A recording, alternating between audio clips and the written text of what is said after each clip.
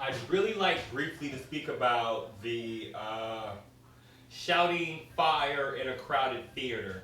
We speak a lot about how we have freedom and we have the rights to express our personal beliefs. Now, sometimes when we think of extremism and we think of a person who is trying to employ their personal moral beliefs on another person, um, first of all, we have the freedom of expression in this country.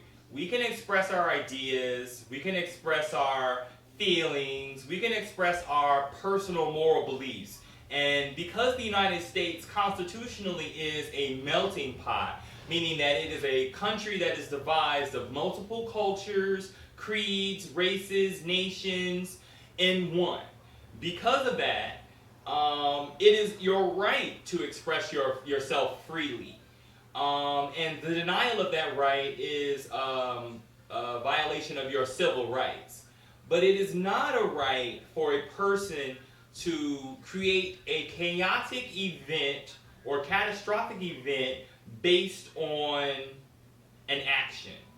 All right. So now, or by a statement, a free statement that you're able to freely express to someone. There was a really big Supreme Court case in 1919 regarding Shinek and the United States. Oliver Wendell Holmes Jr.'s opinion, the phrase is paraphrasing, shouting fire in a crowded theater, which is a popular metaphor for speech or actions made for the principal purpose of creating unnecessary panic.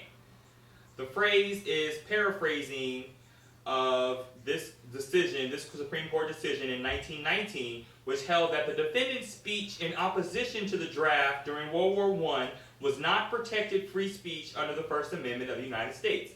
The paraphrasing does not generally include, but does not imply, the word falsely, i.e. falsely shouting fire in a crowded theater, which was the original wording used in Holmes' opinion and highlights that speech which is dangerous and false is not protected, as opposed to speech which is truthful but also dangerous.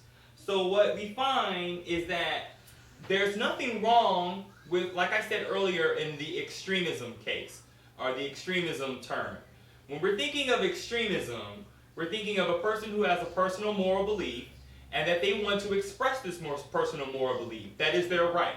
I said, for example, if a person sees a homeless person, gives them $1 and says, you know what, I'm going to give you this dollar and buy you this meal, but whatever you do with it, it is on your own recognizance and your own issues that will be affected to you because I've given it to you, and I don't think that it's morally right that you are homeless and that you are not adequately able to feed yourself.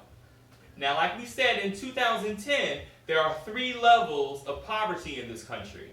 There are a few corporations that are trying to advocate in the best way for people who are homeless and provide these people with the best amount of care. Okay? Now, it is nothing wrong with you giving someone $1, a homeless person $1. It is nothing wrong with you telling a homeless person, yeah, you're homeless, I hate to see you like this, you really need to come to my house and have a bath. Come to my house and get some fresh clothes, or something of that nature. It is fine for you to do that, like it is fine for you to yell fire in a crowded theater if there is an imminent threat of fire.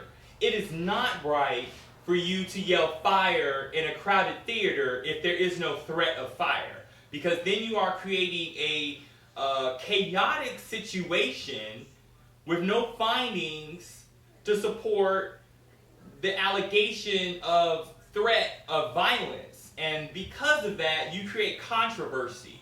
And some people do this, creating this controversy, because they have extremist ideologies. Going back to extremism. And extremism, as we've defined it, is no different than terrorism.